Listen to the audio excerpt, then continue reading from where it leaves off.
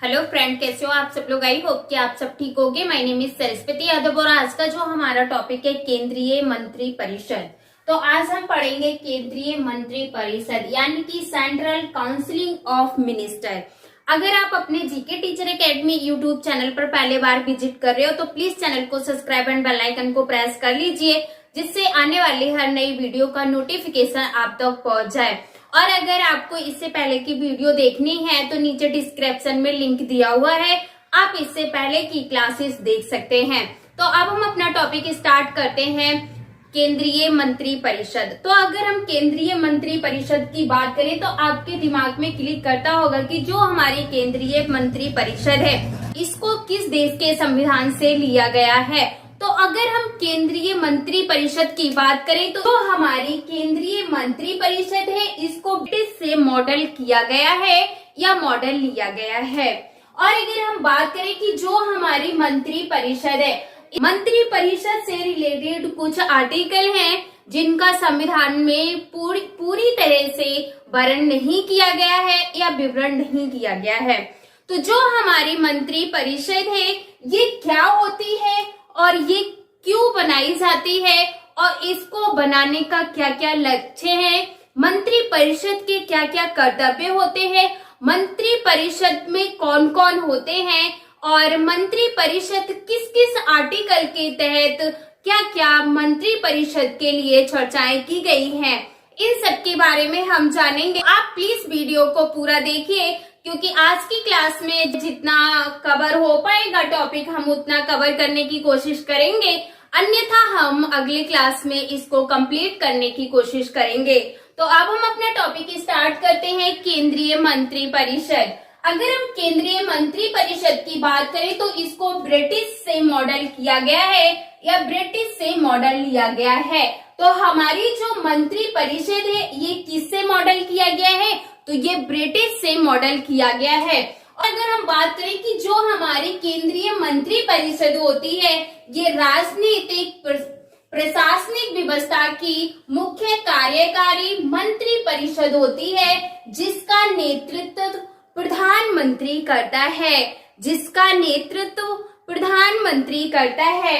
तो हमारी जो मंत्री परिषद होती है ये राजनीतिक प्रशासनिक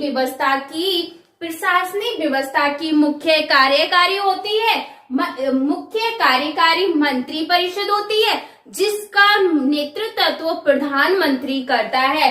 तो हमारी जो केंद्रीय मंत्री परिषद होती है ये क्या होती है, तो ये राजनीतिक प्रशासनिक व्यवस्था और मुख्य कार्यकारी मंत्री परिषद होती है। इनका मुख्य नेतृत्व कौन करते हैं, तो इनका मुख्य नेतृत्व प्रधानमंत्री करता है। ऐसे दो आर्टिकल हैं जो मंत्री परिषद के बारे में डिटेल से जानकारी देते हैं। तो आर्टिकल हम जानेंगे कि आर्टिकल 74 क्या कहता है। हमने आर्टिकल 74 प्राइम मिनिस्टर में भी हमने पढ़ा था कि हमारा आर्टिकल 74 क्या कहता है। फिर भी हम दोबारा से रिवाइज करते हैं कि आर्टिकल 74 हमारा क्या कहता है। आर्टिकल 74 में कहा गया है कि राष्ट्रपति को सहायता एवं परामर्श और सलाह देने के लिए मंत्री परिषद होगी। राष्ट्रपति को सहायता एवं सलाह एवं परामर्श देने के लिए मंत्री परिषद होगी। ये कौन सा आर्टिकल कहता है, तो ये आर्टिकल 74 कहता है। और इसके बारे में हम जानेंगे कि जो हमारी राष्ट्रपति को सलाह एवं परामर्श देना यानी कि जो राष्ट्रपति होता है, राष्ट्रपति को सलाह एवं परामर्श देने के लिए मंत्री परिषद होगी। मंत्री परिषद का प्रमुख प्रधानमंत्री होता है। मंत्री परिषद का प्रमुख कौन होता है, तो प्रधानमंत्री होता है। और इसमें एक और बात कही गई है कि अगर जो हमारी मंत्री परिषद होती है इसकी ही सलाह के अनुसार राष्ट्रपति कार्य करेगा, मंत्री परिषद की सलाह पर ही राष्ट्रपति कार्य करेगा। और राष्ट्रपति क्या कर सकता है, राष्ट्रपति उस सलाह के लिए पुनर्विचार के लिए बोल सकता है, लेकिन जब पुनर्विचार करने के बाद मंत्री परिषद दोबारा सलाह देती है तो राष्ट्रपति को उसके अनुसार ही कार्य करना होगा। और आर्टिकल 74 में एक और बात कही गई है कि जो हमारे मंत्री परिषद जो राष्ट्रपति को सलाह देते हैं उस सलाह के लिए न्यायालय के द्वारा कोई भी जांच नहीं की जा सकती या किसी भी प्रकार की जांच नहीं की जा सकती है। कहा गया है मंत्रियों के बारे में अन्य उपबंध। उपबंध से मतलब है कि जो हमारे मंत्री होते हैं या जो हमारे मंत्री होते हैं उनकी कुछ गाइडलाइन होती है, उनके बारे में आर्टिकल 75 में डिस्कस किया गया है या चर्चा की गई है। अगर हम आर्टिकल 75 में पॉइंट नंबर 1 की बात करें तो इसमें कहा गया है कि प्रधानमंत्री की नियुक्ति राष्ट्रपति करेगा और अन्य मंत्रियों की नियुक्ति प्रधानमंत्री की सलाह के अनुसार नियुक्ति की जाएगी। तो अन्य मंत्रियों की नियुक्ति किसके द्वारा की जाती है? तो अन्य मंत्रियों की नियुक्ति और अगर हम इसकी बात करें कि हमारा जो प्रधानमंत्री होता है इसकी नियुक्ति कौन करता है? तो इसकी नियुक्ति राष्ट्रपति के द्वारा की जाती है। और अगर हम यहाँ इसके सेकंड पॉइंट की बात करें तो इसमें कहा गया है कि प्रधानमंत्री सहित मंत्री परिषद के सदस्यों की कुल संख्या लोकसभा की कुल संख्या के 15% से अधिक नहीं होगी। मंत्री परिषद की संख्या लोकसभा के कुल संख्या के 15% से अधिक नहीं होनी चाहिए। ये किसमें कहा गया है? तो ये आर्टिकल 75 में कहा गया है। और इसमें एक वेरी वेरी मोस्ट इम्पोर्टेंट बात कही गई है कि इस उपबंध का समावेश 91 में संविधान संशोधन विधेयक 2003 द्वारा किया गया है। जो ये गाइडलाइन बनाई गई है इसमें ये कब बनाई गई है? तो ये 91 में संविधान संशोधन 2003 के द्वारा दिया गया है या 2003 के द्वारा किया गया है। और अगर हम इसके थर्ड पॉइंट की बात करें तो थर्ड पॉइंट में कहा गया है कि संसद के किसी भी सदन का किसी भी राजनीतिक दल का सदस्य यदि दल बदल के आधार पर संसद की सदस्यता के अयोग्य घोषित कर दिया जाएगा तो उस सदस्य को मंत्री के पद के भी अयोग्य होगा। मंत्री पद के भी अयोग्य होगा। तो इसमें क्या कहा गया है कि अगर कोई मंत्री है उसको संसद के सदन से अयोग्य घोषित कर दिया है तो ऐसा सदस्य मंत्री के पद से भी अयोग्य होगा। और अगर हम नेक्स्ट पॉइंट की बात करें तो इसमें कहा गया है मंत्री राष्ट्रपति के प्रसाद पर्यंत पद धारण करेंगे।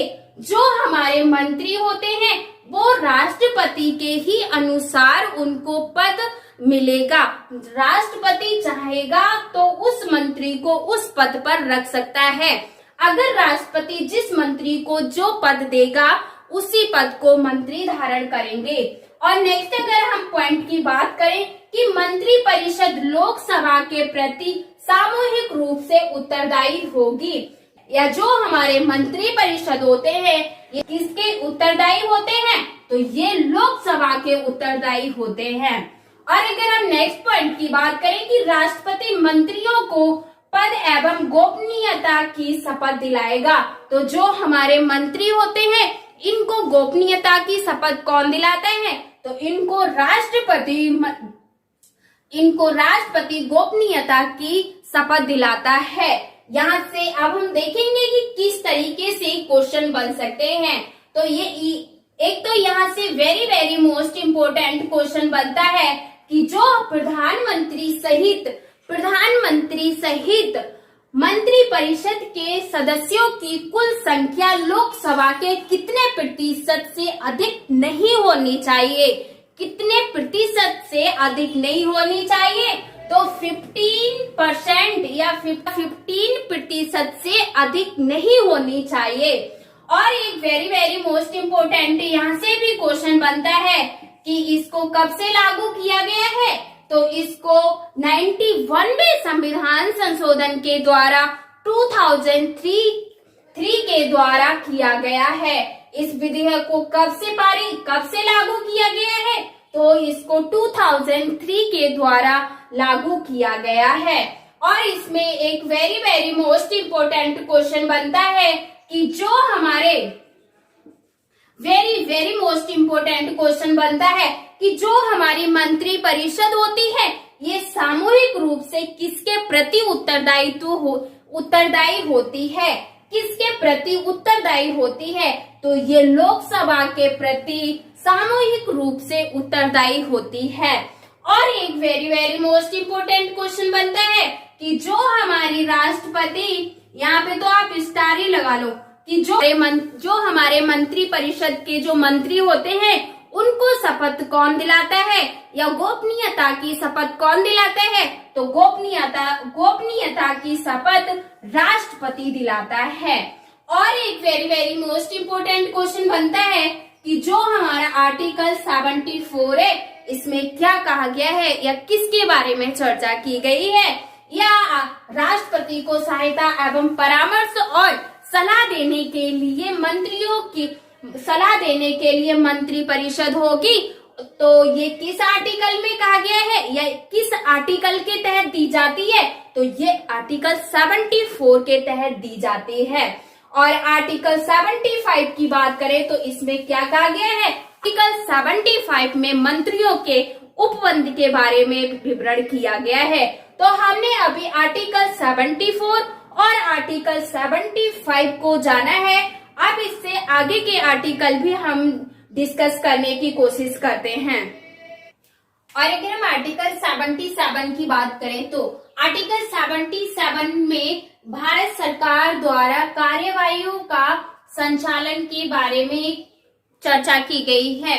आर्टिकल 77 में क्या कहा गया है, तो आर्टिकल 77 में भारत सरकार द्वारा कार्यवाहियों के संचालन के बारे में चर्चा की गई है। तो अगर हम भारत सरकार द्वारा कार्यवाही के बारे में अगर हम बात करें तो इसका जो फर्स्ट पॉइंट है, भारत सरकार की समस्त कार्यपालिका कार्यवाहियां राष्ट्रपति के नाम पर की जाएंगी, उसी प्रकार अभिव्यक्ति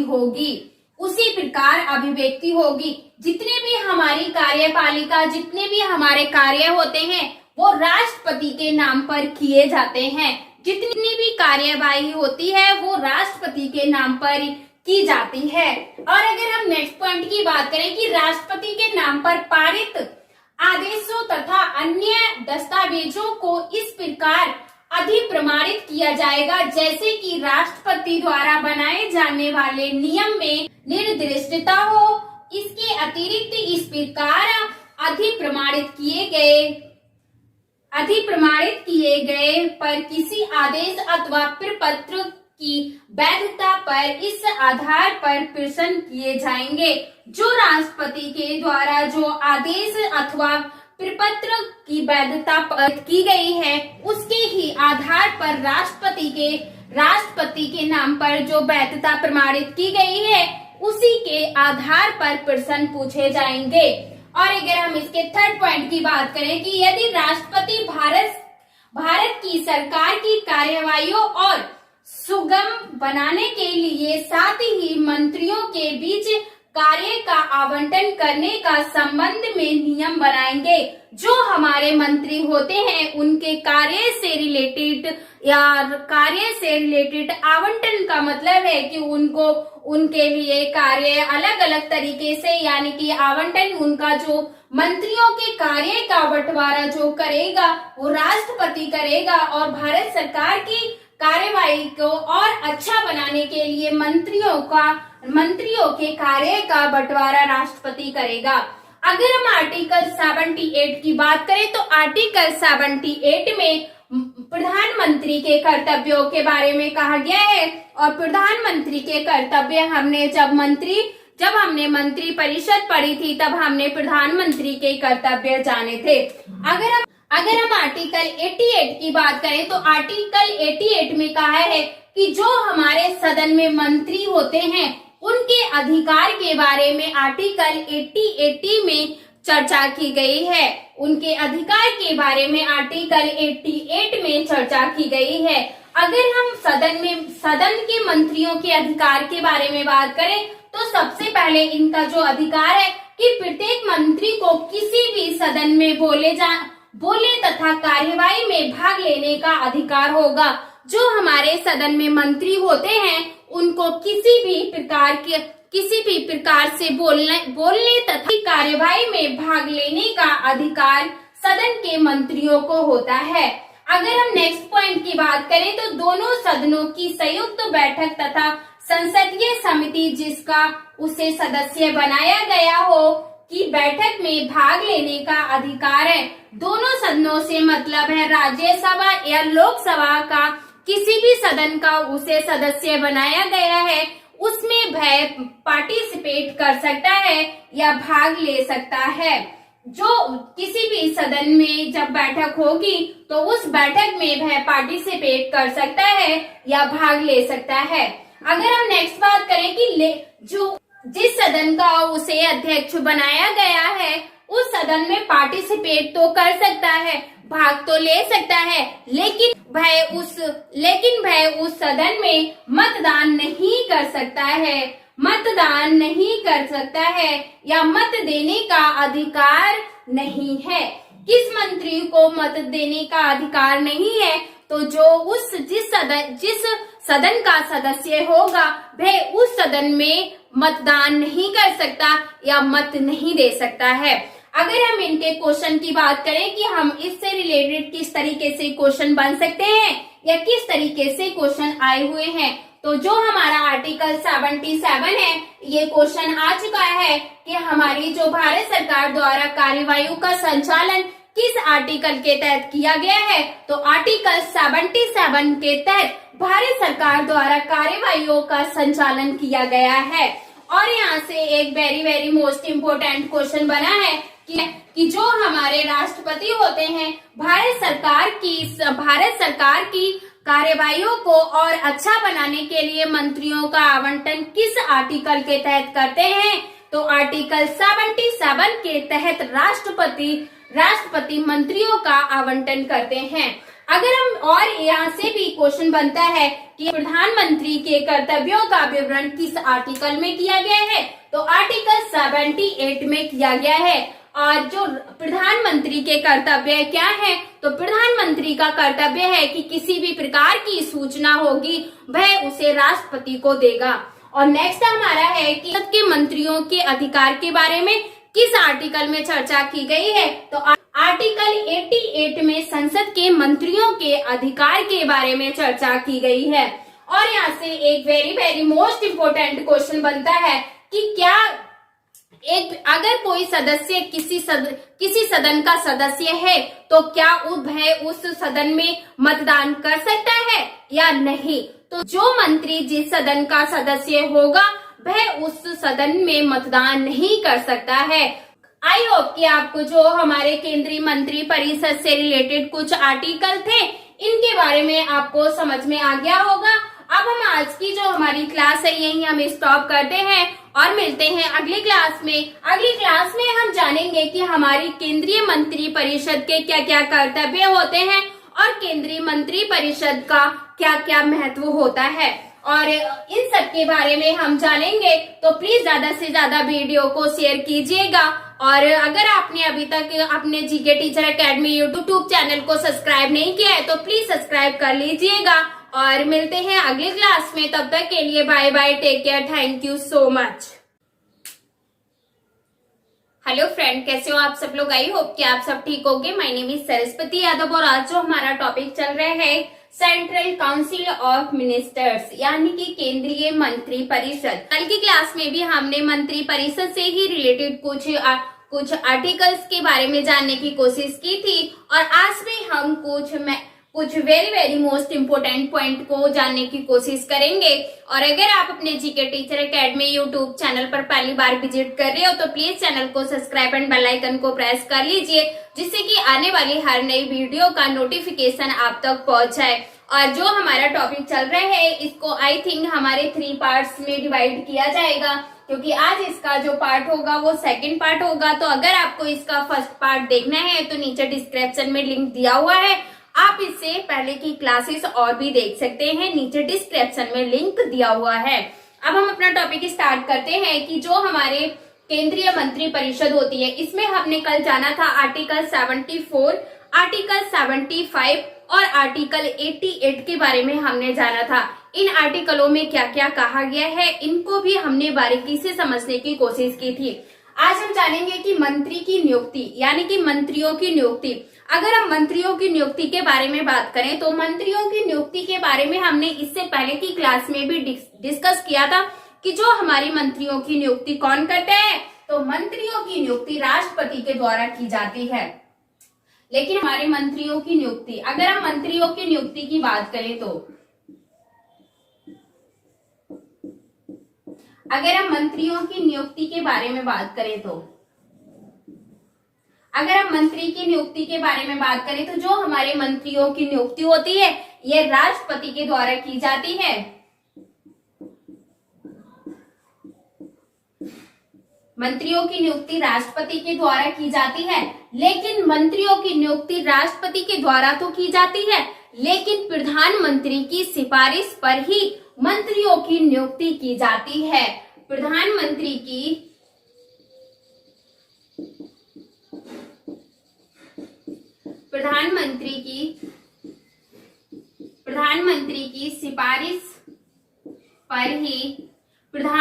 की सिफारिश पर ही मंत्रियों की नियुक्ति की जाती है। इनके बारे में हमने जाना था और हमने जाना था कि हमारी जो मंत्री परिषद की संरचना है उनको हमने आर्टिकल 74 और आर्टिकल 75 जानने की कोशिश की थी। और अब जो हमारे very very most important point है ये है मंत्री परिषद बनाम मंत्रिमंडल, और है कि जो मंत्रिमंडल की जो भूमिका है उसका वर्णन और मंत्री परिषद और मंत्रिमंडल में अंतर। तो हमारे जो वेरी वेरी मोस्ट इम्पोर्टेंट ये 4 पॉइंट हैं, इनको हम कल की क्लास में बहुत ही अच्छे से डिटेल से जानने की कोशिश करेंगे। और आप होली की खूब ढेर सारी तैयारी करने में लगे हुए होंगे, तो आपको मेरी तरफ से, आपको और आपके सभी परिवार वालों को मेरी तरफ से बहुत ढेर सारी शुभकामनाएं। मेरी यही दुआ है और मेरी यही कोशिश है कि अगली बार जब आप होली सेलिब्रेट करो तो एक गवर्नमेंट जॉब के साथ होली को सेलिब्रेट करो। तो कल की क्लास में हम क्या क्या पढ़ने वाले हैं? कल की क्लास में हम मंत्रिमंडल की भूमिका और भूमिका का वर्णन और मंत्री परिषद और मंत्रिमंडल में क्या अंतर है इनके बारे में हम जानेंगे। तो इन 4 पॉइंट पे कल हम बात करेंगे और कल की क्लास आपको मिस नहीं करनी है। तो अभी हम अपनी क्लास यही स्टार्ट, और मुझे पता है कि आप इस फेस्टिवल की जोरों से तैयारी कर रहे होंगे। तो जैसे ही हमारा फेस्टिवल खत्म हो जाता है, प्लीज आपसे यही रिक्वेस्ट है कि आप पुनः अपनी पढ़ाई पे लग जाइएगा और मिलते हैं कल की क्लास में। तब तक के लिए bye bye, take care, thank you so much. Hello friend, कैसे हो आप सब लोग? आई होप कि आप सब ठीक होंगे। My name is Saraswati Yadav और आज जो हमारा टॉपिक चल रहा है सेंट्रल काउंसिल ऑफ मिनिस्टर यानी कि केंद्रीय मंत्री परिषद। तो हमारा टॉपिक चल रहा है केंद्रीय मंत्री परिषद। और अगर आप अपने GK teacher academy YouTube channel पर पहली बार विजिट कर रहे हो तो प्लीज चैनल को सब्सक्राइब एंड बेल आइकन को प्रेस कर लीजिए। और जो हमारा मंत्री परिषद है इसको हमने 3 पार्ट्स में डिवाइड किया हुआ है, और आपको इससे पहले की वीडियो देखनी है या इससे पहले की क्लासेस देखनी है तो प्लीज नीचे डिस्क्रिप्शन में लिंक दिया हुआ है, आप और भी क्लासेस देख सकते हैं। तो अब हम अपना टॉपिक स्टार्ट करते हैं मंत्री परिषद। तो हमने मंत्री परिषद में पढ़ लिया था कि मंत्री परिषद क्या होती है और मंत्री परिषद की संरचना क्या क्या होती है, और मंत्री परिषद जो हमारी होती है, मंत्रियों की जो हमारे मंत्री परिषद के जो मंत्री होते हैं उनकी नियुक्ति किसके द्वारा की जाती है और किसकी सलाह पर की जाती है, हमने इन सब के बारे में जान लिया था। आज हम जानेंगे मंत्री परिषद बनाम मंत्रिमंडल क्या होता है। तो अगर हम जाने कि मंत्री परिषद बनाम मंत्रिमंडल, तो जो हमारा मंत्री परिषद और जो हमारा मंत्रिमंडल होता है, नाम के आधार पर अगर हम देखें तो ये दोनों का शब्द एक ही है, लेकिन तो मंत्रिमंडल और मंत्री परिषद और मंत्रिमंडल के जो कार्य होते हैं, यानी कि जैसे राजनीतिक और प्रशासनिक आधार पर जो इनके कार्य होते हैं वो मंत्री परिषद के अलग और मंत्रिमंडल के कार्य अलग अलग होते हैं। तो इनमें थोड़ा सा ही डिफरेंट है कि जो इनके कार्य होते हैं उनमें ये भिन्न होते हैं। और हम नेक्स्ट बात करें कि जो हमारे मंत्रिमंडल की भूमिका क्या है, और हम जानेंगे कि जो हमारी मंत्रिमंडल है इसकी भूमिका क्या है। तो अगर हम मंत्रिमंडल की भूमिका की बात करें तो ये क्या है, ये हमारी राजनीतिक प्रशासनिक व्यवस्था में उच्चतम निर्णय लेने की यह एक संस्था है। हमारी मंत्रिमंडल क्या है, राजनीतिक प्रशासनिक व्यवस्था में उच्चतम निर्णय लेने की एक संस्था है या उच्चतम निर्णय लेने वाली एक संस्था है। अगर हम इसके नेक्स्ट पॉइंट की बात करें, यह केंद्रीय सरकार की मुख्य नीति निर्धारण का अंग है। ये मुख्य नीति निर्धारण का अंग है। जो हमारी मंत्रिमंडल है ये क्या है, ये केंद्र सरकार की मुख्य नीति निर्धारण करने का एक अंग है। और अगर हम इसके नेक्स्ट पॉइंट की बात करें कि यह केंद्र सरकार की उच्च कार्यकारिणी के बारे में अगर हम बात करें कि जो हमारी मंत्रिमंडल है इसका क्या है, उच्च कार्यकारिणी है। और नेक्स्ट पॉइंट की बात करें कि यह केंद्रीय प्रशासन की मुख्य समन्वयक है। जो हमारी मंत्रिमंडल है ये केंद्रीय प्रशासन की मुख्य समन्वयक है। और अगर हम नेक्स्ट पॉइंट की बात करें कि यह राष्ट्रपति की सलाहकारी की संस्था है। जो हमारी मंत्रिमंडल है ये क्या है, राष्ट्रपति की एक सलाहकारी संस्था है तथा इसका परामर्श उस पर बाध्यकारी है। जो हमारी मंत्रिमंडल है ये क्या है, राष्ट्रपति की एक सलाहकारी संस्था है जिसमें क्या है, परामर्श उस पर बाध्यकारी है। और नेक्स्ट पॉइंट है कि यह मुख्य आपदा प्रबंध है। जो हमारी आपदा से संबंधित कुछ प्रबंध है वो हमारे मंत्रिमंडल के द्वारा किए जाते हैं और सभी आपातकालीन स्थितियों से निपटती है। जो अगर कभी भी आपातकालीन व्यवस्था अगर लागू हो जाती है तो उसको मंत्रिमंडल के द्वारा निपटाया जाता है। और अगर हम नेक्स्ट पॉइंट की बात करें कि जो ये सभी बड़े विधायी निपटती है। जो हमारी मंत्रिमंडल होती है ये बड़े विधायी और वित्तीय मामलों से निपटती है। अगर वित्तीय मामलों से संबंधित कोई भी प्रॉब्लम्स है तो उसको मंत्रिमंडल के द्वारा निपटाया जाएगा। और नेक्स्ट पॉइंट की बात करें कि यह विदेशी नीतियों और विदेशी मामलों को देखती है। जो हमारी मंत्रिमंडल होती है ये हमारे विदेशी नीतियों और विदेशी मामलों से निपटती है। और एक यहाँ से वेरी वेरी मोस्ट इम्पोर्टेंट है कि जो हमारी विदेश यात्रा करने की जो हमें स्वतंत्रता मिली हुई है वह किस आर्टिकल के तहत मिली हुई है, तो यह 20A के तहत हमें विदेश यात्रा करने की स्वतंत्रता मिली हुई है। लेकिन जो अगर यहाँ से एक क्वेश्चन बन सकता है कि विदेशी नीतियों और विदेशी मामलों को किसके द्वारा देखा जाता है या किसकी देखरेख में किया जाता है, तो यह मंत्रिमंडल की देखरेख में और मंत्रिमंडल के द्वारा ही विदेशी नीतियों और विदेशी मामलों को देखा जाता है। आई होप कि जो हमारा मंत्रिमंडल था ये हमारा मंत्रिमंडल कंप्लीट हो गया है। यहाँ से ऑलमोस्ट क्वेश्चन इस तरीके से नहीं पूछता है। पॉइंट से क्वेश्चन बन सकता है कि जो हमारी विदेशी नीतियों और विदेशी मामलों की देखरेख कौन करता है या किसके अंतर्गत की जाती है, तो मंत्रिमंडल के द्वारा विदेशी नीतियां और विदेशी मामलों की देखरेख की जाती है। तो आई होप कि आपको जो हमारी मंत्रिमंडल की भूमिका थी ये समझ में आ गई होगी। अब हम देखेंगे कि जो हमारी मंत्री परिषद और मंत्रिमंडल में क्या क्या अंतर है। तो अगर आपको इसका स्क्रीनशॉट लेना है तो आप इसका स्क्रीनशॉट ले लीजिए। और अगर अब हम बात करें मंत्री परिषद और मंत्रिमंडल में क्या क्या अंतर है, तो अब हम देखेंगे कि जो हमारे मंत्रिमंडल और मंत्री परिषद में क्या क्या अंतर है। तो अगर हम बात करें मंत्री परिषद, तो हम देखेंगे कि मंत्री परिषद से रिलेटेड क्या क्या पॉइंट हैं।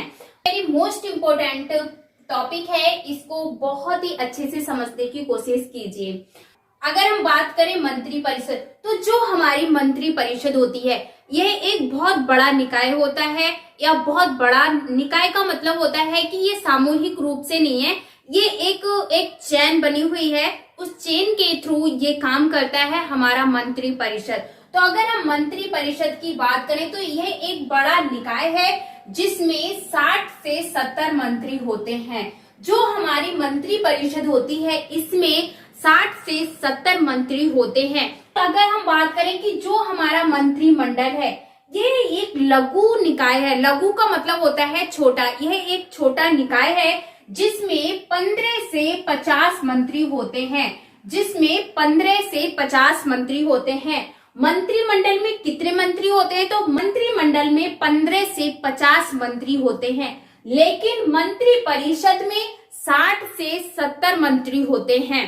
अब पॉइंट की बात करें कि इसमें मंत्रियों की जो श्रेणी होती है वो 3 होती हैं।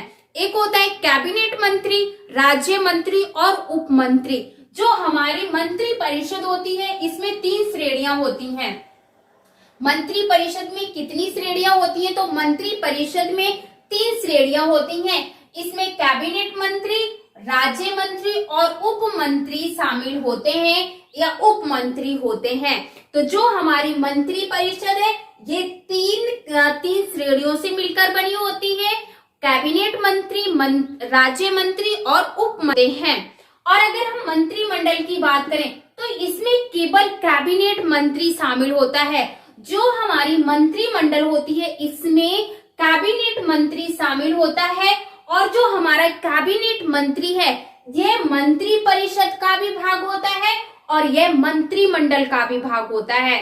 तो हमारी जो कैबिनेट मंत्री इसमें केवल कैबिनेट मंत्री होते हैं, लेकिन जो हमारी मंत्री परिषद होती है यह 3 मंत्रियों से मिलकर बनी होती है। लेकिन जो हमारा मंत्रिमंडल होता है इसमें केवल कैबिनेट मंत्री शामिल होते हैं, और जो कैबिनेट मंत्री है यह मंत्री परिषद का भी एक भाग है। तो हमारा जो कैबिनेट मंत्री है यह मंत्री परिषद का भी भाग है और मंत्रिमंडल का भी भाग है। और अगर हम नेक्स्ट बात की करें, यह सरकारी कार्यों हेतु एक साथ नहीं बैठते हैं।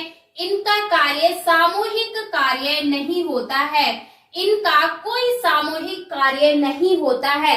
जो हमारी मंत्री परिषद होती है इनकी कोई भी बैठक नहीं होती है, और ये इनकी बैठक तो होती है लेकिन ये एक साथ इनकी बैठक नहीं होती है, और ये सामूहिक रूप से कार्य नहीं करते हैं। जो हमारी मंत्री परिषद है इसमें जो मंत्री होते हैं वो सामूहिक रूप से कार्य नहीं करते हैं।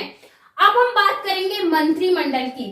अगर हम मंत्रिमंडल की बात करें तो यह एक निकाय की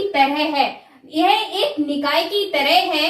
यह सामान्यतः हफ्ते में एक बार बैठक करती है और सरकारी कार्यों के संबंध में निर्णय करती है। इसके कार्यकलाप सामूहिक होते हैं। जो हमारी मंत्रिमंडल होती है ये क्या करती है? वीक में एक बार बैठक करती है, और जो मंत्रिमंडल के जितने भी मंत्री हैं ये सामूहिक रूप से कार्य करते हैं और ये योजनाएं बनाते हैं कि हमारी जो सरकारी कार्य हैं उसके संबंध में ये निर्णय लेते हैं, और ये सामूहिक रूप से ही कार्य करते हैं। तो जो हमारी मंत्रिमंडल होती है इसमें जो मंत्री होते हैं ये सामूहिक रूप से कार्य करते हैं और 1 वीक में बैठक भी करते हैं। और अगर हम नेक्स्ट पॉइंट की बात करें कि हमारी जो मंत्री परिषद होती है इसमें जो इसे सभी शक्तियां प्राप्त हैं, परंतु कागजों का मतलब लिखित शक्तियां तो प्राप्त हैं, लेकिन जो ओरिजिनल काम करने की शक्तियां इनको प्राप्त नहीं है। इनको कागज के थ्रू तो सभी शक्तियां मिली हुई हैं, लेकिन इनको रियली में कोई काम करने की शक्ति या प्राप्त नहीं है। और जो हमारी मंत्रिमंडल होता है यह वास्तविक रूप से मंत्री परिषद की शक्तियों का प्रयोग करती है और इसके लिए कार्य करती है। जो हमारी मंत्रिमंडल होता है यह वास्तविक रूप से जो हमारी मंत्रिमंडल की जितनी भी शक्तियां हैं ये वास्तविक रूप से मंत्री परिषद की वो शक्तियां होती हैं, और मंत्री परिषद की शक्तियों के ही थ्रू मंत्रिमंडल की जो मंत्री हैं वो कार्य करते हैं। और ये क्या है कि ये और इसका मंत्रिमंडल मंत्री परिषद की शक्तियों का प्रयोग करती है और इसके ही लिए कार्य करती है। जो हमारी मंत्रिमंडल होती है ये मंत्री परिषद के ही लिए कार्य करती है। जो हमारी मंत्रिमंडल होता है ये मंत्री परिषद के लिए ही कार्य करती है। इसीलिए मंत्री परिषद की सारी शक्तियां मंत्रिमंडल को मिली हुई हैं या मंत्रिमंडल उन शक्तियों का प्रयोग करता है। और हम नेक्स्ट पॉइंट की बात करें, मंत्री परिषद, इसके कार्यों का निर्धारण मंत्रिमंडल करती है। जो हमारे मंत्री परिषद के जितने भी कार्य हैं, किस तरीके से करना है, उनकी योजनाएं तैयार करना, इन सब का कार्य मंत्रिमंडल के द्वारा किया जाता है। और अगर हम इसके नेक्स्ट पॉइंट की बात करें कि जो हमारी मंत्री परिषद होती है ये मंत्रिमंडल के निर्णयों को लागू करती है। जो हमारे मंत्रिमंडल ने जो भी निर्णय लिए हैं उन्हीं को ही मंत्री परिषद आगे लागू करती है या उन्हीं के ही थ्रू आगे चलती है। और अगर हम इसके नेक्स्ट पॉइंट की बात करें कि यह एक संवैधानिक निकाय है, इसका विस्तृत वर्णन संविधान के अनुच्छेद 74 तथा 75 में किया गया है। जो हमारी मंत्री परिषद है इसका जो संविधान, अगर हम इसके जो हमारी मंत्री परिषद है अगर इसके हम संविधान में बात करें तो आर्टिकल 74 और आर्टिकल 75 में मंत्री परिषद के बारे में चर्चा की गई है और इसका आकार और वर्गीकरण संविधान में वर्णित नहीं है कि जो हमारी मंत्री परिषद है इसका क्या आकार होगा और इसका क्या वर्गीकरण होगा, इसके बारे में संविधान में कोई भी चर्चा नहीं की गई है। इसके जो हमारी मंत्री परिषद का जो आकार होता है वह प्रधानमंत्री निर्धारित करता है। जो हमारी मंत्री परिषद का जो आकार होता है, जो मंत्री परिषद का जो आकार होता है उसको प्रधानमंत्री लागू करता है। और अगर हम इसके नेक्स्ट पॉइंट की बात करें कि जो हमारी मंत्रिमंडल होती है ये तथा मंत्री परिषद को राजनीतिक निर्णय लेकर निर्देश देती है तथा यह निर्देश सभी मंत्रियों पर बाध्यकारी होते हैं। जो हमारी मंत्रिमंडल होती है ये क्या करती है, सभी जो हमारी मंत्री परिषद को राजनीतिक निर्णय लेकर निर्देश देती है और इसमें जो मंत्री परिषद के जितने भी मंत्री हैं उनको मंत्रिमंडल का जो निर्णय है उसको मानना ही होगा क्योंकि ये मंत्री परिषद के मंत्रियों पर यह बाध्यकारी है। और अगर हम इसके नेक्स्ट पॉइंट की करें कि जो हमारा मंत्रिमंडल है ये इसे संविधान के अनुच्छेद 352 में 1978 के 44वें संविधान संशोधन अधिनियम द्वारा शामिल किया गया है। जो हमारा मंत्रिमंडल है इसे 352 तथा 1978 में 44वें संविधान संशोधन के तहत इसे संविधान में ये मंत्रिमंडल को संविधान में लागू किया गया है। और अगर हमें और एक वेरी मोस्ट इम्पोर्टेंट बात है कि अतः ये संविधान के मूल रूप से शामिल नहीं है, ये मूल स्वरूप से शामिल नहीं है। ये संविधान में शामिल तो है लेकिन ये मूल स्वरूप से शामिल नहीं है।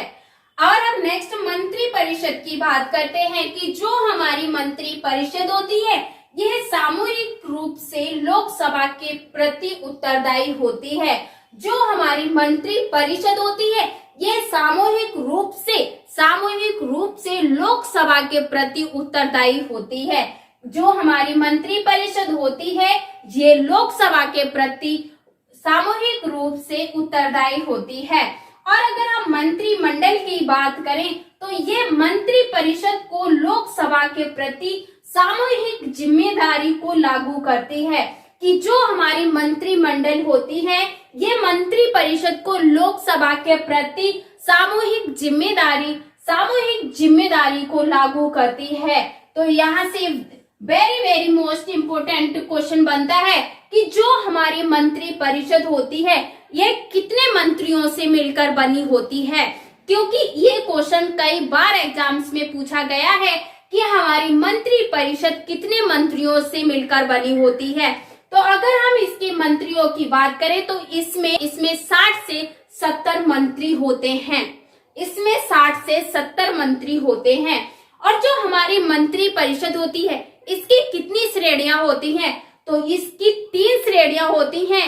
3 श्रेणियों में एक तो कैबिनेट मंत्री होता है, सेकंड राज्य मंत्री होता है, थर्ड इसमें उप मंत्री होता है। और ये एक वेरी वेरी मोस्ट इंपोर्टेंट यहाँ से क्वेश्चन बना है कि जो हमारी मंत्री परिषद होती है इसका संविधान के किस अनुच्छेद में वर्णन किया गया है? तो हमारी मंत्री परिषद का वर्णन आर्टिकल 74 में तथा 75 में संविधान में इसका वर्णन किया गया है। आर्टिकल 74 और आर्टिकल 75 में मंत्री परिषद के बारे में चर्चा की गई है। क्वेश्चन बनता है कि जो हमारे मंत्री परिषद के आकार का निर्धारण कौन करता है? तो मंत्री परिषद के आकार का निर्धारण संविधान में नहीं किया गया है, उसको प्रधानमंत्री के द्वारा मंत्री परिषद के आकार का निर्धारण किया जाता है। और अब हम देखेंगे कि मंत्रिमंडल से किस तरीके के क्वेश्चन बन चुके हैं। तो यहाँ से भी very very most important question बन चुका है कि जो हमारी मंत्रिमंडल होता है यह कितने मंत्रियों से मिलकर बना होता है। तो अगर हम मंत्रिमंडल की बात करें तो इसमें 15 से 50 मंत्री होते हैं, या हमारी मंत्रिमंडल 15 से 50 मंत्रियों से बनी होती है। और एक very very most important question बनता है कि जो हमारी कैबिनेट मंत्री, जो हमारी मंत्रिमंडल है इसका संविधान में किस अनुच्छेद में इसका विवरण किया गया है। तो अगर हम मंत्रिमंडल की बात करें तो आर्टिकल 352 में मंत्रिमंडल के बारे में चर्चा की गई है और कहा गया है, और कब की गई है? तो 1978 में 44वें संविधान संशोधन के तहत मंत्रिमंडल को जोड़ा गया है या शामिल किया गया है। और एक very very most important question बनता है कि जो हमारी मंत्रिमंडल होती है यह सामूहिक जिम्मेदारी को लागू किसके थ्रू करती है? तो ये मंत्री परिषद को लोकसभा के प्रति सामूहिक रूप से जिम्मेदारी को लागू करती है। आई होप कि आपको मंत्री परिषद और मंत्रिमंडल के बारे में अच्छे से समझ में आ गया होगा। तो हमारा मंत्री परिषद है जो हमारी केंद्रीय मंत्री परिषद है। अब ये जो हमारा टॉपिक है अब ये आज यही खत्म हो गया है और कल हम एक नए टॉपिक के साथ मिलते हैं। और अगर आपको वीडियो अच्छी लगी है तो प्लीज ज्यादा से ज्यादा वीडियो को शेयर एंड लाइक करें। और आपने अपने GK teacher academy YouTube channel को अभी तक सब्सक्राइब नहीं किया है तो प्लीज चैनल को सब्सक्राइब कर लीजिएगा। और मिलते हैं अगली क्लास में, तब तक के लिए bye bye, take care, thank you so much. Hello friend, कैसे हो आप सब लोग? आई होप कि आप सब ठीक होगे। My name is Saraswati Yadav और हमारा जो आज का टॉपिक है कैबिनेट मंत्री। कल हमने पढ़ा था कि हमारे जो हमारी केंद्रीय मंत्री परिषद होती है ये क्या होती है और इसमें कितने मंत्री शामिल होते हैं, और हमने मंत्रिमंडल और मंत्री परिषद में भी अंतर देखा था। अब हम जानेंगे कि हमारी जो मंत्री परिषद होती है ये आपको पता ही है कि जो हमारी मंत्री परिषद होती है ये 3 प्रमुख मंत्रियों से मिलकर बनी होती है। इसमें कैबिनेट मंत्री, उप मंत्री और राज्य मंत्री प्रमुख होते हैं। लेकिन जो इन तीनों का जो हमारा प्रमुख मंत्री होता है वो होता है प्रधानमंत्री। हमने इन सब के बारे में जान लिया था। आज हम जानेंगे कि जो हमारे कैबिनेट मंत्री हैं इनका क्या क्या विभाग, इनके अंडर कौन कौन से विभाग है, कैबिनेट मंत्री के अंडर कौन कौन से विभाग हैं और वो किस किस विभाग के मंत्री हैं। और अगर आपने अपनी GK teacher academy YouTube channel को अभी तक सब्सक्राइब नहीं किया है तो प्लीज चैनल को सब्सक्राइब एंड बेल आइकन को प्रेस कर लीजिए जिससे आने वाली हर नई वीडियो का नोटिफिकेशन आप तक पहुंच जाए। और जो हमारे कैबिनेट मंत्री से जो हमारे मंत्री हैं इनसे रिलेटेड एग्जाम्स में, किसी भी कॉम्पिटिटिव एग्जाम्स में 1 नंबर का क्वेश्चन आता ही आता है। तो आज का जो हमारा टॉपिक है very very most important topic है और इस क्लास को अगर आपने पूरा देख लिया तो आपका एक नंबर पक्का हो गया एग्जाम्स के लिए, एक नंबर पक्का हो गया एग्जाम्स के लिए। तो अब हम अपना टॉपिक स्टार्ट करते हैं कि कैबिनेट मंत्री। तो हमने पढ़ा था कि हमारे कैबिनेट जो मंत्री होते हैं, ठीक है, कैबिनेट जो हमारे मंत्री होते हैं ये किसके अंडर आते हैं? तो ये मंत्री परिषद के अंडर आते हैं। ये जो हमारे कैबिनेट मंत्री होते हैं ये हमारे मंत्री परिषद और मंत्रिमंडल दोनों में पार्टिसिपेट करते हैं। तो अगर हम बात करें मंत्रियों की, तो सबसे पहले अगर हम बात करें राजनाथ सिंह की, तो जो हमारे राजनाथ सिंह हैं ये हमारे रक्षा मंत्री हैं। राजनाथ सिंह कौन है? तो राजनाथ सिंह रक्षा मंत्री हैं। क्यों? और अगर हम नेक्स्ट बात करें कि जो हमारे श्री अमित शाह जी हैं ये किस विभाग के मंत्री हैं? तो ये गृह मंत्री हैं। जो हमारे अमित शाह जी हैं ये गृह मंत्री हैं। और अगर नेक्स्ट है हमारा कि जो हमारे श्री नितिन जयराम गडकरी की अगर हम बात करें तो ये हमारे सड़क परिवहन एवं राजमार्ग और सूक्ष्म लघु और उद्यम मंत्री हैं। जो हमारे नितिन गडकरी जी हैं ये सड़क परिवहन के मंत्री हैं और राजमार्ग और ये माध्यम उद्यम मंत्री हैं। और अगर हम नेक्स्ट बात करें कि जो हमारी श्रीमती निर्मला सीतारमण हैं ये हमारी वित्त मंत्री हैं और कॉर्पोरेट मंत्री हैं। हमारी निर्मला सीतारमण हैं ये हमारी वित्त मंत्री हैं और ये हमारी कॉर्पोरेट मंत्री हैं। तो यहाँ से very very most important question बनता है कि हमारी वित्त मंत्री कौन है? हमारी वित्त मंत्री कौन है या वित्त मंत्री कौन है? आपको ऑप्शन में 4 ऑब्जेक्ट मिलेंगे। आपको ऑप्शन में चार मंत्रियों के नाम मिलेंगे। सपोज दैट बोल देगा कि हमारे क्या नरेंद्र सिंह तोमर जी है या नरेंद्र सिंह मोदी जी हैं या फिर राजनाथ सिंह हैं या फिर श्री अमित शाह जी हैं। तो जो हमारे अगर हम बात करें कि जो हमारी वित्त मंत्री है तो वित्त मंत्री कौन है? वित्त मंत्री हमारी श्रीमती सीतारमण है। जो हमारी वित्त मंत्री है ये हमारी सीतारमण है, निर्मला सीतारमण है। और यहाँ से भी very very most important question बनता है कि जो हमारे सड़क परिवहन के मंत्री कौन है? सड़क परिवहन के मंत्री कौन है? तो सड़क परिवहन के मंत्री कौन है? नितिन गडकरी जी सड़क परिवहन के मंत्री हैं। अभी एनटीपीसी का एग्जाम्स हुआ था उसमें पूछा था कि जो हमारे राजमार्ग का मंत्री कौन है? तो राजमार्ग का मंत्री कौन है? नितिन गडकरी जी हैं। और यहाँ से भी very very most important question बनता है कि जो हमारे अमित शाह जी हैं ये किस विभाग के मंत्री हैं? तो ये जो हमारे अमित शाह जी हैं ये गृह मंत्री हैं, ये हमारे गृह मंत्री हैं। और यहाँ से अगर क्वेश्चन घुमाता है कि हमारे गृह मंत्री कौन है तो गृह मंत्री हमारे कौन है? तो गृह मंत्री हमारे अमित शाह जी हैं। गृह मंत्री कौन है? तो गृह मंत्री अमित शाह जी हैं। और यहाँ से भी very very most important question बनता है कि जो हमारे श्री राजनाथ सिंह जी हैं ये किस विभाग के मंत्री हैं? तो ये हमारे रक्षा मंत्री हैं। ये कौन है? तो ये जो हमारे श्री राजनाथ सिंह जी हैं ये हमारे रक्षा मंत्री हैं। और अगर हम नेक्स्ट बात करें कि जो हमारे श्री नरेंद्र सिंह तोमर है ये किस विभाग के मंत्री हैं? तो जो हमारे श्री नरेंद्र सिंह तोमर जी हैं इनके अंदर कृषि विभाग, किसान कल्याण, ग्रामीण विकास एवं पंचायती राज मंत्री हैं। जो हमारे नरेंद्र सिंह तोमर जी हैं ये किस किस विभाग के मंत्री हैं? तो ये कृषि विभाग के, किसान कल्याण विभाग के और ग्रामीण विकास एवं पंचायती राज के मंत्री हैं। अगर हम बात करें कि जो हमारा पंचायती राज है, तो जो हमारा पंचायती राज है ये अंतर्राष्ट्रीय पंचायती राज दिवस कब मनाया जाता है?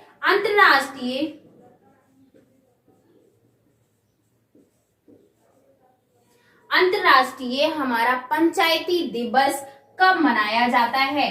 अंतर्राष्ट्रीय पंचायती दिवस कब मनाया जाता है? तो ये 24 अप्रैल के लिए मनाया जाता है। जो हमारा अंतर्राष्ट्रीय पंचायती दिवस है ये हमारा 24 अप्रैल के लिए मनाया जाता है। और यहाँ से क्वेश्चन बनता है, क्योंकि ये जो हमारी कृषि विभाग है इससे कई बार मोस्टली क्वेश्चन बन चुका है, लेकिन यहाँ से बन सकता है। किसान कल्याण एवं ग्रामीण विकास के मंत्री कौन है? तो ग्रामीण विकास के मंत्री हमारे श्री नरेंद्र सिंह तोमर जी हैं। और अगर हम नेक्स्ट पॉइंट की बात करें कि जो हमारे डॉक्टर सुब्रमण्यम जयशंकर जी हैं, विभाग के मंत्री हैं, तो ये हमारे जो हमारे श्री सुब्रमण्यम जयशंकर जी हैं, ये हमारे विदेशी मंत्री हैं। Very very most important question है, इसमें तो आप स्टार लगाई ही लीजिए, क्योंकि ये क्वेश्चन ऑलमोस्टली एग्जाम्स में हर बार रिपीटेड होता है कि हमारे विदेशी मंत्री कौन है। हमारे विदेशी मंत्री कौन है? तो हमारे विदेशी मंत्री डॉक्टर सुब्रमण्यम जयशंकर जी हैं। और ये जो हमारी विदेशी यात्रा करने की हमें विदेश यात्रा करने की स्वतंत्रता हमें किस आर्टिकल के तहत मिली हुई है, ये आप मुझे कमेंट बॉक्स में बताएंगे। ओके, ये आप मुझे कमेंट बॉक्स में बताएंगे कि हमारे विदेशी मंत्री हैं ये तो हमारे डॉक्टर सुब्रमण्यम जयशंकर जी हैं, लेकिन जो हमें विदेश से यात्रा करने की जो स्वतंत्रता मिली हुई है ये हमें किस आर्टिकल के तहत मिली हुई है। और अगर हम नेक्स्ट मंत्री की बात करें कि हमारे जो श्री रमेश पोखरियाल जी हैं, ये मानव संसाधन विकास मंत्री हैं। जो हमारे श्री रमेश पोखरियाल जी हैं ये मानव संसाधन विकास के मंत्री हैं। और नेक्स्ट अगर हम बात करें कि जो हमारी श्रीमती स्मृति जुबिन ईरानी, इनको स्मृति ईरानी भी बोला जाता है, लेकिन इनका पूरा नाम है स्मृति जुबिन ईरानी। ये हमारी महिला एवं बाल विकास और वस्त्र की मंत्री हैं। जो हमारी स्मृति ईरानी जी हैं ये महिला और बाल विकास वस्त्र की मंत्री हैं। अगर हम बात करें कि हमारा अंतर्राष्ट्रीय वुमेन डे है ये कब मनाया जाता है, तो ये हमारा मार्च को मनाया जाता है। जो हमारा वुमेन्स डे कब मनाया जाता है, तो वुमेन्स डे हमारा 8 मार्च को मनाया जाता है। और अगर हम नेक्स्ट बात करें कि हमारे जो डॉक्टर हर्षवर्धन हैं ये किस किस विभाग के मंत्री हैं, तो अगर हम बात करें कि जो हमारे डॉक्टर हर्षवर्धन हैं ये हमारे स्वास्थ्य एवं परिवार कल्याण विकास एवं प्रौद्योगिकी और विज्ञान मंत्री हैं। यहाँ से अभी very very most important question बना है, एनटीपीसी के अभी एग्जाम्स चले तो उसमें ये पूछा था कि हमारे विज्ञान मंत्री कौन है, तो विज्ञान मंत्री हमारे कौन है? हर्षवर्धन जी विज्ञान मंत्री हैं। और परिवार कल्याण मंत्री कौन है? तो परिवार कल्याण मंत्री भी हमारे कौन है? हर्षवर्धन जी परिवार कल्याण मंत्री हैं। और ये ग्रामीण विकास मंत्री कौन है? तो ग्रामीण विकास मंत्री हमारे श्री नरेंद्र सिंह तोमर जी हैं। कंफ्यूज नहीं होना है, ये है परिवार कल्याण विकास, ये है परिवार कल्याण और ये है हमारा ग्रामीण विकास। ग्रामीण विकास मंत्री कौन है? तो ग्रामीण विकास मंत्री हमारे श्री नरेंद्र सिंह तोमर जी हैं। और अगर हम बात करें परिवार कल्याण की, तो परिवार कल्याण मंत्री हमारे श्री हर्षवर्धन जी हैं। और यहाँ से वेरी वेरी मोस्ट इम्पोर्टेंट ये क्वेश्चन है, एग्जाम्स में सीधे पूछ लिया जाता है कि स्वास्थ्य मंत्री कौन है? तो स्वास्थ्य मंत्री हमारे डॉक्टर हर्षवर्धन जी हैं। और अगर हम नेक्स्ट बात करें कि जो हमारे श्री प्रकाश जावड़ेकर जी हैं ये किस विभाग के मंत्री हैं, तो अगर हम बात करें श्री प्रकाश जावड़ेकर की, तो ये हमारे पर्यावरण, वन एवं जलवायु परिवर्तन और सूचना एवं प्रसारण मंत्री हैं। सूचना एवं प्रसारण की मंत्री कौन है? तो सूचना एवं प्रसारण की मंत्री हमारे श्री प्रकाश। अगर केवल पूछे कि जो हमारे पर्यावरण के मंत्री कौन है? तो पर्यावरण के मंत्री हमारे कौन है? श्री जावड़ेकर जी हैं। और ये भी वेरी वेरी मोस्ट इंपोर्टेंट है, इसमें आप स्टार लगा लीजिए। सीधे एग्जाम्स में पूछेगा कि हमारे जो पर्यावरण विभाग के मंत्री कौन है। तो पर्यावरण विभाग के मंत्री कौन है? तो श्री प्रकाश जावड़ेकर जी पर्यावरण विभाग के मंत्री हैं। और यहाँ से very very most important question बनता है कि जो हमारा पर्यावरण दिवस है, ये विश्व पर्यावरण दिवस कब मनाया जाता है? पर्यावरण की मंत्री तो हमारे कौन है? प्रकाश जावड़ेकर जी हैं। लेकिन जो हमारा विश्व पर्यावरण दिवस कब मनाया जाता है? विश्व पर्यावरण दिवस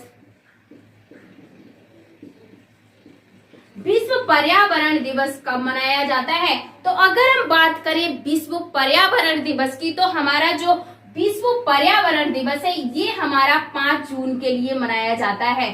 हमारा ये पर्यावरण दिवस कब मनाया जाता है? तो हमारा विश्व पर्यावरण दिवस कब मनाया जाता है? तो विश्व पर्यावरण दिवस हमारा 5 जून के लिए मनाया जाता है। विश्व पर्यावरण दिवस कब मनाया जाता है?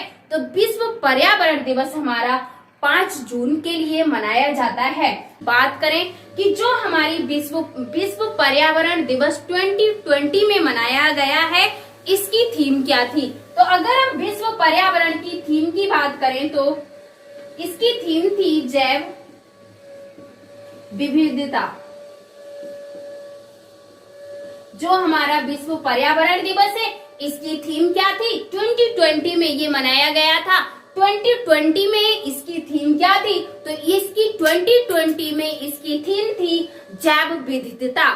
तो अगर आप आई होप कि आपको जो हमारा विश्व पर्यावरण दिवस है ये कब मनाया जाता है? तो ये 5 जून के लिए मनाया जाता है। और जो हमारा विश्व पर्यावरण दिवस मनाया गया था 2020 में, इसकी थीम क्या थी? तो अगर इसकी थीम पूछता है एग्जाम्स में, तो इसकी जो थीम है वह है जैव विविधता, क्योंकि अभी 21 में तो जून में मनाया जाएगा।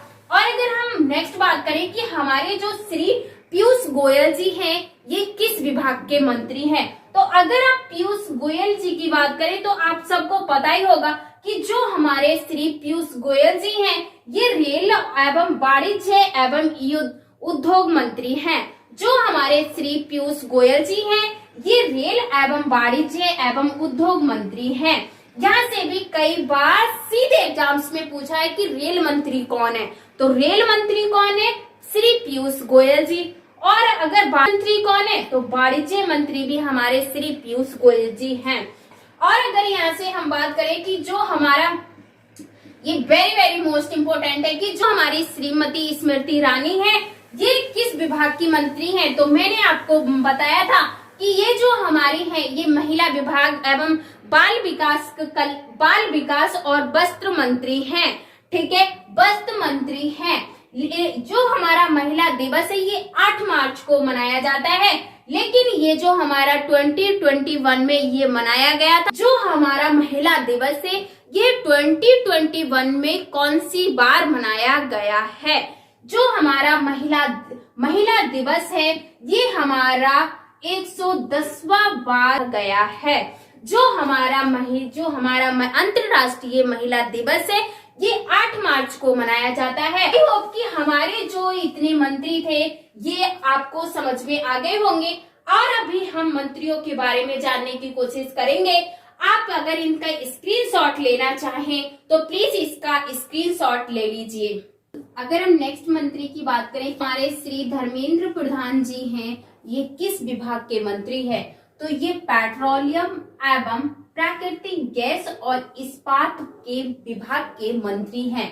तो जो हमारे श्री धर्मेंद्र प्रधान जी हैं ये किस विभाग के मंत्री हैं? तो जो हमारी पेट्रोलियम एवं प्राकृतिक गैसें होती हैं इस विभाग के जो हमारे मंत्री हैं वो हैं हमारे श्री धर्मेंद्र प्रधान जी। और यहाँ से अगर हम क्वेश्चन की बात करें तो यहाँ से आप एक स्टार लगा लो, क्योंकि यहाँ से एक सीधे क्वेश्चन बनता है कि हमारे इस्पात मंत्री कौन हैं। इस्पात मंत्रालय के मंत्री कौन है? तो कौन है? हमारे श्री धर्मेंद्र सिंह प्रधान जी हमारे इस्पात मंत्री हैं। और पेट्रोलियम विभाग एवं प्राकृतिक गैस के मंत्री कौन है?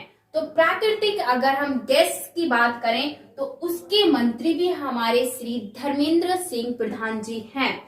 और नेक्स्ट है कि हमारे जो श्री महेंद्र सिंह पांडे हैं ये कौशल विकास के मंत्री हैं। अभी आपने देखी मंत्री कौन है? तो कौशल विकास के हमारे जो मंत्री हैं वो है श्री महेंद्र सिंह पांडे।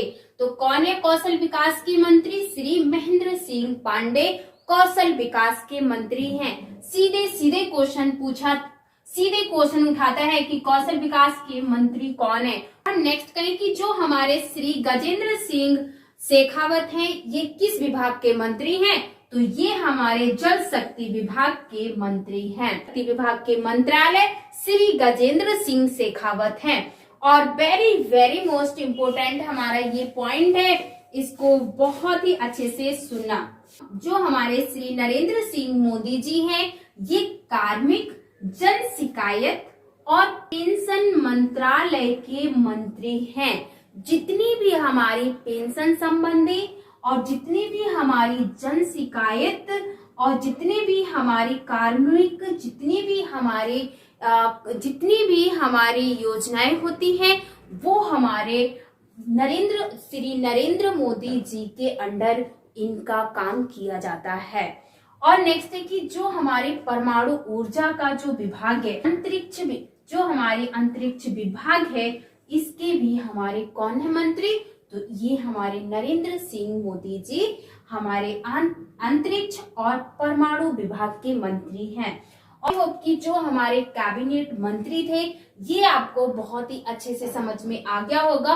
और इस क्लास को आप नॉर्मली क्लास मत लेना, क्योंकि यहाँ से आपका 1 या 2 नंबर तो कंफर्म है कि यहाँ से 1 या 2 क्वेश्चन जरूर बनता है। किसी भी कॉम्पिटिटिव एग्जाम्स की अगर आप प्रिपरेशन कर रहे हो तो यहाँ से एक या 2 क्वेश्चन जरूर पूछेगा, या तो विभाग पूछेगा या विभाग के मंत्री पूछेगा। इस क्लास को बहुत ही ध्यानपूर्वक देखें और मिलते हैं अगली क्लास में। तब तक के लिए bye bye, take care, thank you so much. और अगर आपने अपने GK teacher academy YouTube channel को सब्सक्राइब नहीं किया है तो प्लीज सब्सक्राइब कर दीजिए, जिससे कि आने वाली हर नई वीडियो का नोटिफिकेशन आप तक पहुंच जाए। और वीडियो को ज्यादा से ज्यादा शेयर एंड लाइक करें।